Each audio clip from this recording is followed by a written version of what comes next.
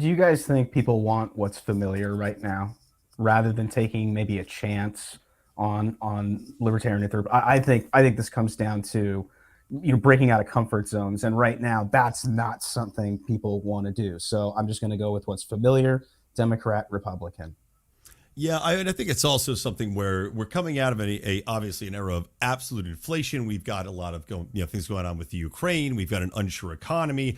We also have the question of what's going on within the school systems, what's going on with CRT and education. And you look to somebody like DeSantis, who is essentially Trump in that he'll say what is unpopular he said, but he has a record now of actually standing up and doing things.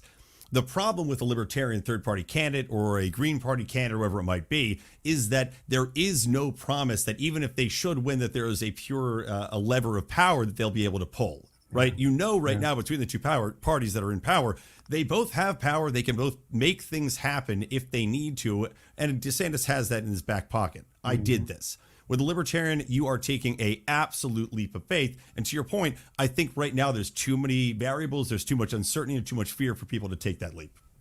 In 2020, the Libertarian Party presidential nominee received drastically fewer results than in 2016. It seems in our post-COVID lockdown society, Americans are firmly set in voting strictly, like we're talking about, for one or two of the major political parties. Does any third party stand a chance of making a significant go of things, such as the Brexit party prior to COVID? Or do you think the third party dream is just ultimately dead? And that's a jump ball for either one of you. Let's. I'll just go ahead and swing this one real fast, Brian. Brexit. What succeeded in that wasn't necessarily a party, and I think that's where a lot of Americans they look at the Brexit party in the UK and they try and apply the same circumstances there to over here. Was it a populist movement like what we saw in 2016? Yes. Did you have some pretty fringe outside the political establishment candidates running when you look at Farage and others? Yeah, absolutely.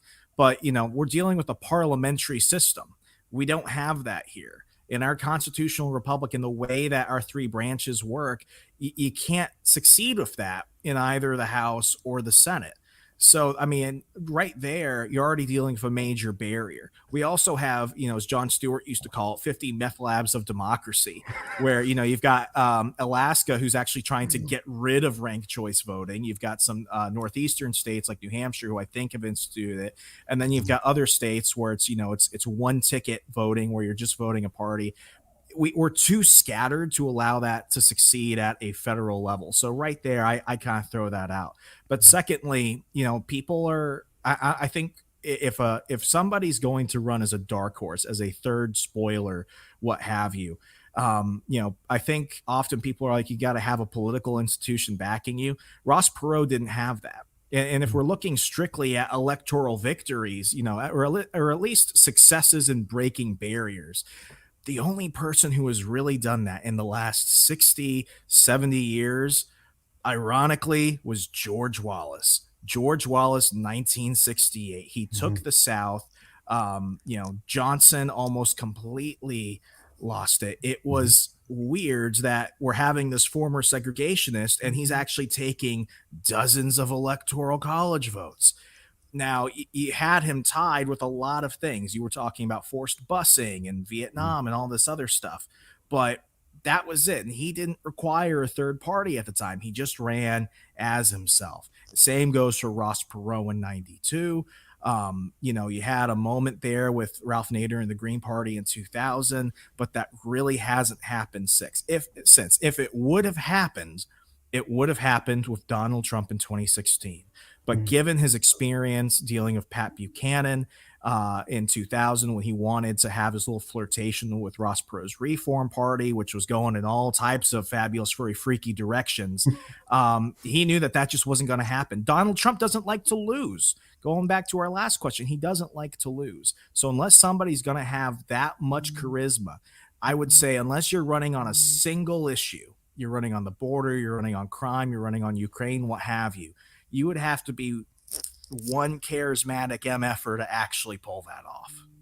See, I think I'm a little bit more optimistic on third party viability. It might not be this election cycle, as you said, we're coming out of too much for that to really be overcome. But at the same time, I look to COVID. I look to what's going on with the Twitter files. I look to what's going on with censorship in big government. I look to what's going on with the obfuscation of what's happening with the vaccinations. I look at what's going on, again, with the war state.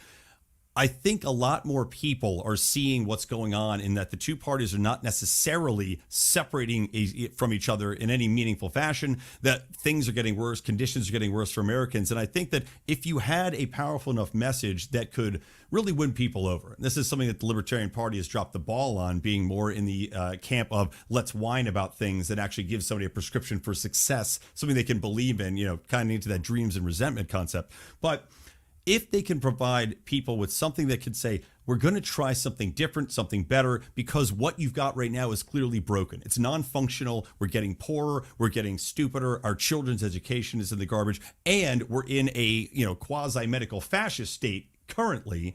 I think people are going to be far more open to a third party than people might give credit to. And this is backed up by several polls that have come out recently showing that people are identifying as independent more than they have ever in the history of the country. You also have people that are changing parties at a much higher rate. For example, we saw with Donald Trump, to his credit, a lot of Black Americans switch, not just men, but men and women. Same thing with Hispanics. They switch sides. You look at what's happening with education and the Asians, the clear, racism in academia against the Asian population. And they have to be looking around and going, no one's helping us with this. Who's going to stand up for educational rights? Who's going to stand up for people to actually get by on a meritocracy basis? And I think that there is a lot of opportunity next election cycle and moving on for third parties to grow if they have the right messaging and the right charismatic leader, as Remso had hinted at.